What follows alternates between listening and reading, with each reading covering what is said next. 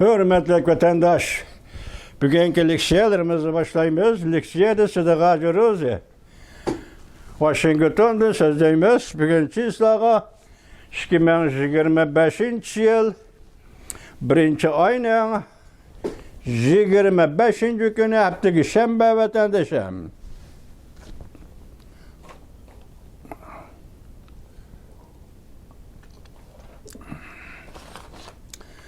Biz sizlerge yakından bir sözlep gelip atkan leksiyalarga dikkat kılıp atışlar vatandaşlar. Bu leksiyalar neydi sazı? 3 devlet oturursunuz. Rusya Federasyası, Cumhuriyet Halk Cumhuriyeti Hükümeti, Amerika Koşmuş Ştatlar'da yeni saylangan Prezident Donald Trump hükümeti yeni kabineti bilen oturdu bulup atkan işler mesela. Bu işler taşkı diplomatiya işleri, hükümet ara münasebetleri, münasebetleşidigan işler. Hükümetlerinin öz ara münasebeti dairesizdeki işler vatandaş. Endi bu işin merkezlik noktası nime dese, O'rta Şərqdə İsrailiya bilen Hamas kilişim imzalandı. Kilişim imzaladı. Kilişim bu üçüla uruş toxtatdı ve esirlerine şundaqlı görevə aldığan adamlarını koyup bir iş, fakat şu vazife icra kılışta kalıp kaldı vatandaş. İkinci meydandaki uruş mesela Rusya ile Ukrayna oturusuzluk uruş. Bugün bu uruş doğrusu Prezident Trump'ın esli sayılam devirdeki pozisyası. Ben bu uruş ne? Nəhayət tez ahırlaştırman.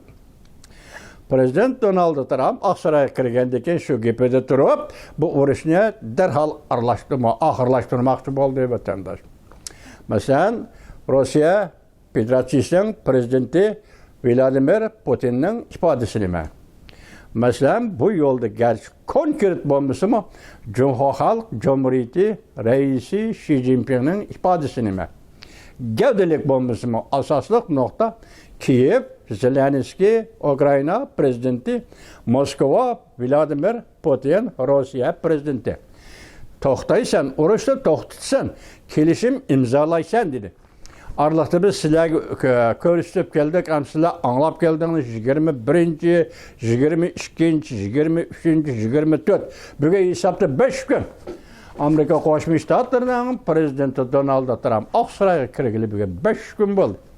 5 gün içinde Rusya Federasyası Vladimir Putin'in pozisyonu iki ketim özgerdi. Bir demde dedi ki ben koşulum, ben teyyarım, ben söhbetlik teşvik kelişimi imzalaş teyyarım dedi.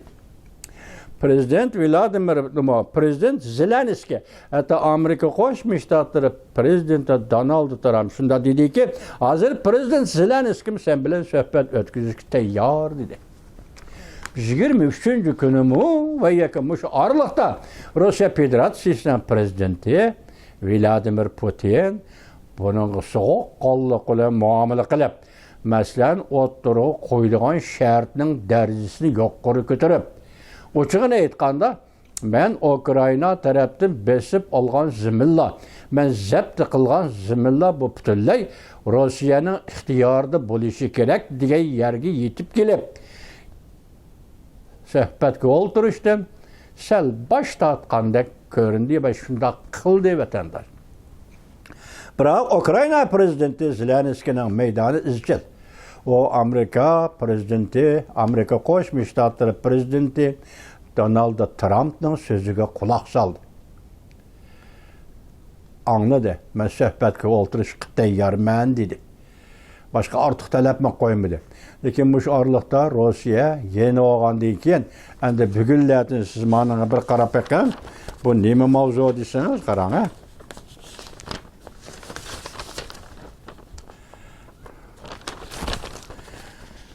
Birinci ayının 25. gündeki haber, emniyeti birinci ayının 23. 24. gündeki haber. Bunun da mavzu bunda koyuldu vatandaş. Prezident Trump, Donald Trump, Davos iqtisod munbirida notoq so'zlab, ekran orqali notoq so'zlab 5 nokta üstü to'xtaldi. Mavzuli xabar 1-oyning 24-kun Vanbit orbitida e'lon qilindi. Xabar mundaq boshlandi. Avval siz buni material shaklda bir ko'rib o'ting vatandosh.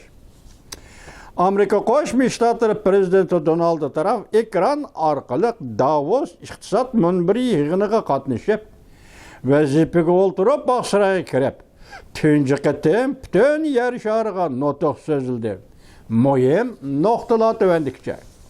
Birinci, OPEC, Xalqaro Hamnefet Teşkilatı, her qaysi devletlerinin teşkilatı. OPEC'nin Hamnefet'nin bahasını düşürüşünü çakırık kıldı. Xalqaro Hamnefet, tabi gazmı şunun için değil, bahasını düşürüşünü çakırık kıldı. Ve her qaysi devletler merkezi bankalarının üsümünü düşürüşünü talep kıldı. Rusya Prezidenti Vladimir Putin sel-pel boyun tavlı kılıvedi. Mana bu siyaset yetip geldi vatandaş. Üsümünü, bankalarının üsümünü düşürüşünü talep kıldı. OPEC, Xalqaro Hamnefet Eksport ve Import Qilish Teşkilatı'nın Hamnefet'nin bahasını düşürüşünü çakırık kıldı ve her qaysi devlet merkezi bankalarının üsümünü düşürüşünü talep kıldı. Prezident Donald Trump mundaq ko'rsatdi. Men Saudiya Arabistonning ve OPEC Xalqaro neft eksport tashkilotining baho tushirishini talab qilaman. Ko'rdingizmi, vatandosh? OPEC Xalqaro tashkilotining Hamnefetning bahosini tushirishni talab qilaman. Sizlar bu bahoni tushirishinglar kerak. Rastını aytganda men shuningga hayronmanki, Amerikada o'tkaziladigan saylamdan burun yoki Amerikada saylam o'tkazilishdan burun sizlar shunday qilishinglar kerak edi. Demak, bu yerda bir vaqt kechikkanligi, kechki vaqt ichida hozir sen Hamnefet bahosini tushirish va tangshash to'g'risida hech qanday gap qilmading. Rusya ile Ukrayna o'tirishga urush bugungacha davomlashdi. Mana davomini anglang vatandosh. Prezident Trump texmi ilgirlab bundaq ko'rsatdi. Neft bahosi tushgandan keyin bankalarning o'simni tushirishiga talab tushdi. OPEC Hamnefetning bahosini tushirsa, u vaqtda dunyodagi har qaysi davlatlar yoki shunga aloqador har qaysi davlatlar bankanın üsümünü düşürdü. Ve üsümünü düşürüş doğrusunda talep o'ttirg'i chiqdi. O'xshashda dünyanın her qaysi joylarida agishibla üsüm tushishi kerak. Dünyanın her qaysi joylarida, her qaysi davlatlarda markaziy bankalarda pulning üsümü tushishi kerak. Üsüm bizning qadamlarimizga agishmanishi lozim. Üsüm bankalarning üsümü chiqishi va tushishi bizning qadamlarimizga, Amerika Qo'shma Shtatlarining qadamlariga erishmanish lozim. Bankalarda o'simning chiqishi va tushishi bizning qadamlarimizga, masalan, Rossiya Ukrayna urushini hal qilish uchun tirishchilik ko'rsatayotgan Amerika Qo'shma Shtatlarining va uning prezidenti Donald Trumpning qadamiga erishib menishi kerak. Mana men tahlil qildimmi? Gap uzoq undaq emas. Kerak o'sha bizning qadamlarimizga erishmanish kerak. Ikkinchi, Hamnefetning bahosini tushirish Rossiya Ukrayna urushini oxirlashtirdi. Ko'rdingizmi? Hamnefetning bahosini tushirish gap nada ketyapti, diqqat qiling vatandoshim. Hamnefetning bahosini tushirish Rossiya Ukrayna urushini oxirlashtirdi. Chunki bu yerda urush demak pul demak. Zembrak miltiq raketa demek, pul, dollar demek vatandaş. Dikkat kıldınızmı? Hazır Rusya bu urushda qilyotdi, o'zining davlatidan chiqadigan Hamnefetning setilishi va xalqaro bozorga chiqishi. Uningdan kirgan pulning moliyaga kiradigan pulni paydo qilishi. Rossiyaning urushi shunday davomlashyapti vatandaş. Hamnefetning bahosini tushirish Rossiya Ukrayna urushini oxirlashtirdi. Prezident Trump mundaq tilga oldi. Navbatda Hamnefetning xalqaro bahosi Rossiya Ukrayna urushini davomlashtirishga yetib boshladi. Alasharani. Bugungi kunda dunyoda bo'layotgan savdo, Hamnefet savdosi, uning bahosi qancha? Menda xabarim yo'q-ku. Mushu baho hozir bugun Rossiyaning Ukrayna urushini davomlashtirishiga yetib boshladi. Çünkü Rusya'da ham nefet çıkdı. Ham nefet o Ukrayna arkalı olsun, tabii gaz Ukrayna arkalı olsun, Avrupa halkara bazarga çıkdı. Yakında sizlerge sözüldü, Ukrayna prezidenti Zelenskiy Rusya'dan Ukrayna'ga ekip kirdiğen tabii gazның trubasını kesip etti dedik. Lekin ham nefetning trubasını kesmedi o, bundan haber yok. Hazır meyadi nime devatı vatandaşım, Prezident Donald Trump davatıda. Növbeti ham nefetning halkara bağısı Rusya-Ukrayna urushini davamlaştırışga yetip aşıdı. Prezident Trump mundaq bisharat berdi. Ham nefet bağısının yuqori bo'lishi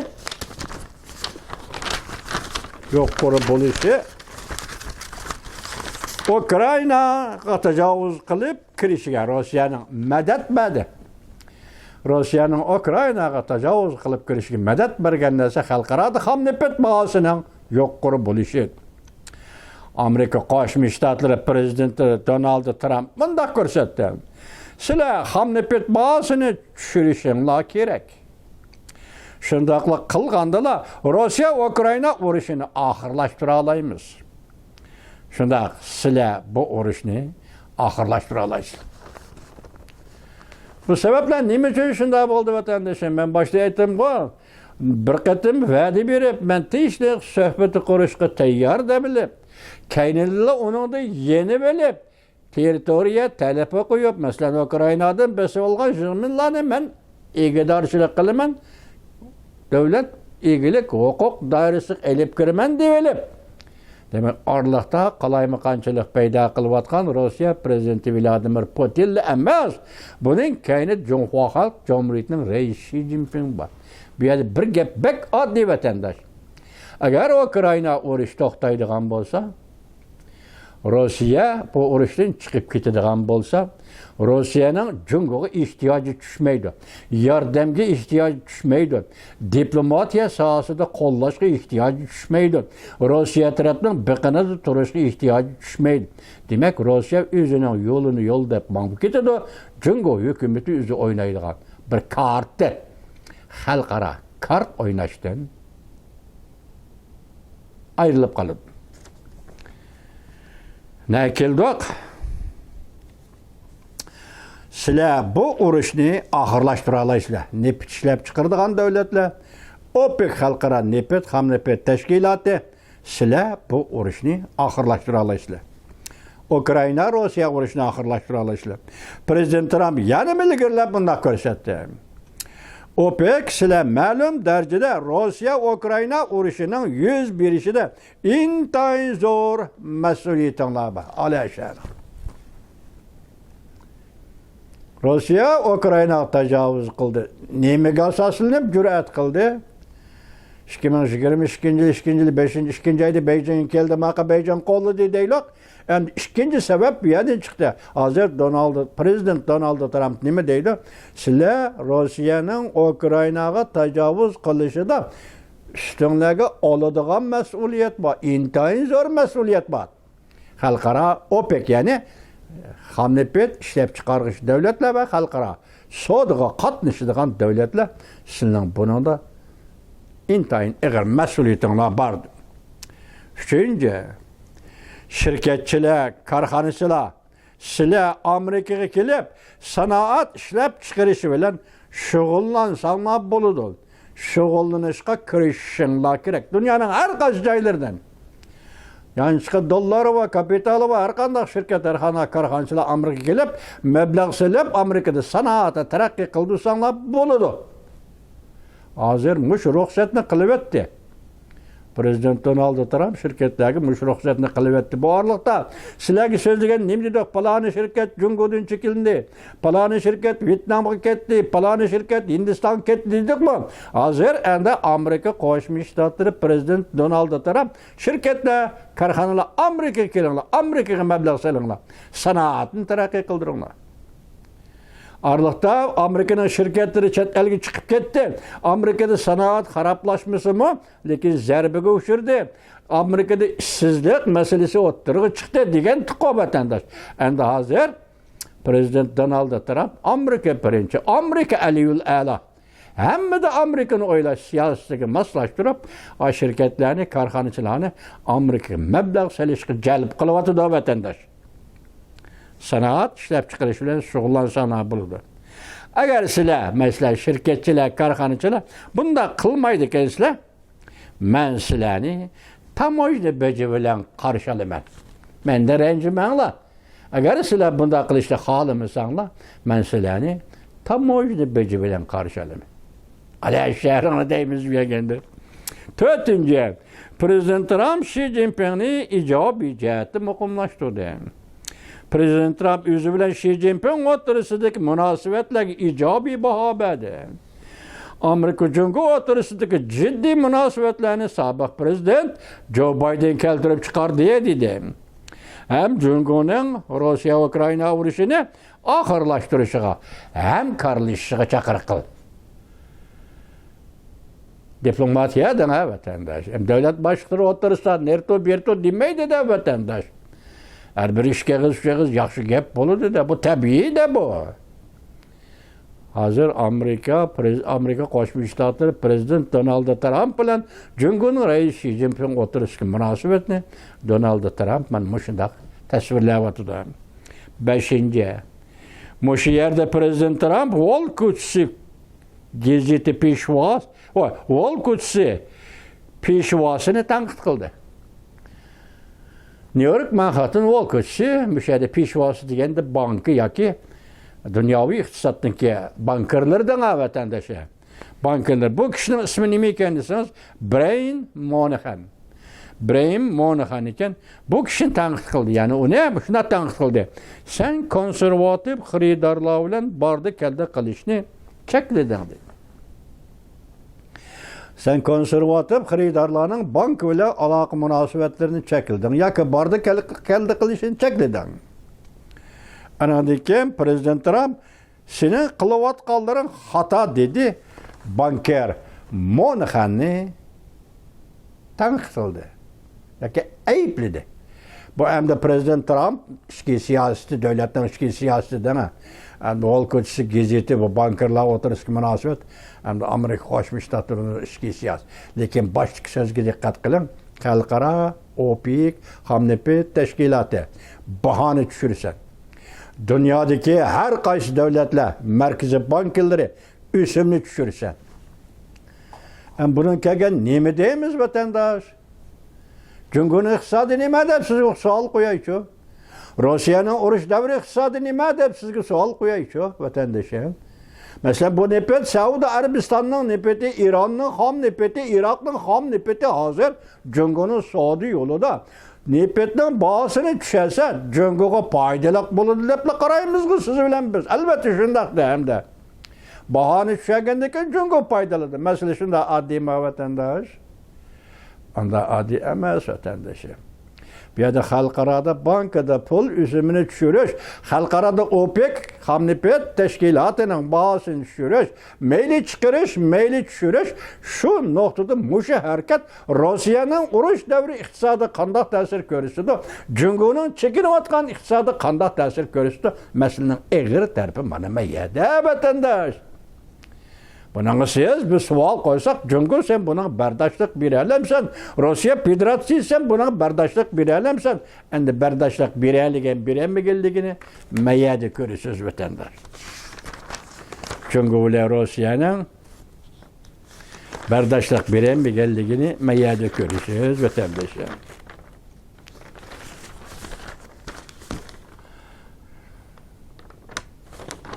Ana karab duran da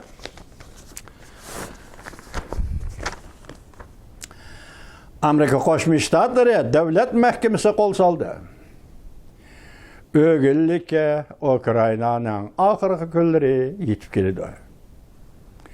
Mavzulu haber 1. ayının 25. günü Germaniya Sadası Radyosu ilan kılın. Haber mındak başlandı. Kiev taraf ensirashga başladı. Prezident Trump'ın Aksaray'a kirişi ağışı bundan burun sabık Prezident Joe Biden hükümet tasdiqlagan Ukraynaga yardım berishga ajratilgan pul o'zgarish paydo bo'ldi. Amerika Qo'shma Shtatlar Davlat Mahkamasi Prezident Trampning ma'muriy buyrug'iga asoslanib, chet elga yordam beradigan barliq xarajatni vaqtli to'xtatdi. Vaqti 90 kun. Germaniya Davlat Mudofaa ministri mundaq ko'rsatdi. O'g'illikka Ukrainaning oxirgi kunlari yetib keldi. Ukrainaga beriladigan yordam uzilib qoladigan bo'lsa, Germaniya Davlat Mudofaa ministri Boris Pistorius ciddi ogohlantirish berdi. Ukraina urush maydonida bir afzal o'rinda turishi lozim. Ukraina urushda g'alaba qilg'idak afzal o'rinda turishi lozim. Shundaq bo'lganda kunlarni bir Rossiya taraf bilan tinchlik suhbatiga o'tira oladi. Masalan, urush maydonida Ukraina bir g'alabaga erishmadi desa, o qandaqsiga tinchlik suhbatiga o'tirdi. Avval u o'ziga kuch to'plashi kerak deydi. Biroq bu shundaq vaqtda hozir Amerika Qo'shma Shtatlar Davlat Majlisi Ukrainaga berilgan va barliq chet elga berilgan pullarning hammasini vaqtincha 90 kunga tushirdi. Undan keyin yana bir xabar qildingizda, uning deganda Amerika Qo'shma Shtatlarining prezident Donald Trampning deganidek bo'ldi. Prezident Vladimir Putin yangidan ifoda bildirdi. Biz nima dedik? Yenib oldi, ketib oldi, qo'shqonga o'ltirib oldi. Ma'qul dedi, suhbatga o'ltirman dedi. Lekin endilikda oxiri kelganda yenib oldi. Endi bugun deydi Vladimir Putin yangidan ifoda bildirdi va prezident Donald Trump buningdan rozi bo'ldi. Mavzuli xabar 1-25 kun Tayvanning Shangbao gazetida e'lon qilindi. Xabar mundaq boshlandi. Amerika Qo'shma Shtatlarining prezident Donald Trump yaqindan bir qancha qatam uchoq ko'rsatib yo'qur rahbar. Uchoq ko'rsatib yo'qur darajada tamojna baja va importga qiladiganligini bildirgandan keyin Rossiyaga shunday so'zlarni qo'yilgan. Shunda bildirgandan keyin va Rossiya bilan Ukraina tinchlik kelishim imzolashga zo'rlagandan keyin ikki davlatni Rossiya prezidenti Vladimir Putin 24-kuni ziyorat qabul qilganda mundaq ko'rsatdi. Moskva sovuqqonlik bilan suhbat o'tkazishga tayyorlanib bo'ldi. Ko'rdingizmi? 24 soat yoki 48 soat ichida bo'layotgan ishlar juma vatandosh. Rossiya suhbat o'tkazishga tayyorlanib bo'ldi. Prezident Trump bilan jumladan energiya, Rossiya-Ukraina urushi qatorliq masalalar bo'yicha fikr almashtiramiz.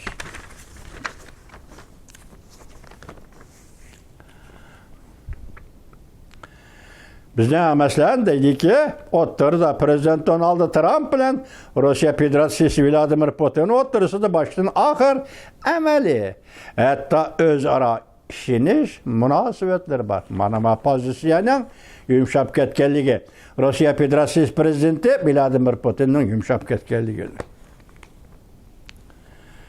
Endilikda Shinxuashi bir xil ifodasini qisqartib etdi. Beijing Amerika Qo'shma Shtatlar hukumat kabinetiga aqlani uchur tarqatdi. Aqlani nima? Qo'shtirnoq ichiga qo'ydim vatandosh. Mavzuli xabar 1-25 kuni Volkusning tor betida e'lon qilindi. Buning mazmuni nima? Tungi 24-kuni Jungoning tashqi ishlar ministri Wang Yi Amerika Qo'shma Shtatlarining davlat ishlar katibi Marco Rubio bilan telefonda so'zlashdi. Wang Yi shu yerda nima debdi desangiz, bo'ldilar. Yaxshisi mishada to'xtab qolish kerak. Ya'ni Amerika Jungo munosabatidagi ziriklik, Amerika Jungo munosabatidagi qo'pollik o'zining ko'z qarashi bo'yicha yaxshisi mishada to'xtab qolish kerak. Buni Jungo Shinxuashi Xitoy tilida e'lon qildi, lekin Jungo Shinxuashi buni ingliz tilida e'lon qilganda o'chirib tashlabdi. Hozir gap shuning ichida. Anda hozir buni biz nima deb tahlil qilamiz desangiz, mushayagacha bo'lishi kerak degani Amerika Jungo o'tirishga ziddiyatlar mushayagacha bo'lishi kerak. Bu bir ko'ranglik bilan o'zini ko'rsatish deb ataladi vatandosh. Tahdid xarakterlik o'zini ko'rsatish deb ataladi vatandosh. Amerika bilen Cumhur münasebeti degende bugünlerden hem de yeni hükümet Amerika Koşmuş Ştatları'da oturuğa çıktı. Prezident Donald Trump hükümeti hem de Cumhur bilen boğan münasebetini hem de başladı. Kaysi sebepten toxtab qilishi kerak? Muşa derecede iş müşayak için bolsun, yaxşı müşayak toxtab qilish kerak. Bunun mazmunu nima? Minister Wang'ı tushundirib qo'ymabdi, ya Shinhuaga tushundirib qo'ymabdi vatandaş. Ma'qul shundaqmi deyli bu ko'ranglik bilan Amerika birga ogohlantirish dega vatandaşlar. Arlıqda endi bir xabar chiqdi hozir 6 oydan keyin, mesela 6-cı oylarga kelganda Amerika Qo'shma Shtatlarining prezidenti Junguni ziyorat qiladi degan gap o'tirib chiqdi vatandaş. Ana shu jarayonda esinglarda bo'lsin, otandek gaplarmi? Biz Jungo bilan birlashib yoki Rais Shi Jinping bilan birlashib zo'r masalalarni hal qilamiz. Nihoyatda tez. Prezident Trump bu masalalarni elib chiqib o'tirgan mundaq masalalar demidi. Biroq Jungo hukumati shuni bilish kerakki, bu hozir kun tartib. Amerika Qo'shma Shtatlari prezident Donald Trumpning kun tartibidagi masala. Bu orliqda minister Wang'ı qanday ko'ranglik qiladi va qanday qo'shtirnoq ichida oqko'ngillik qiladi. Bularning hammasi shunchalik bir gaplar vatandaş.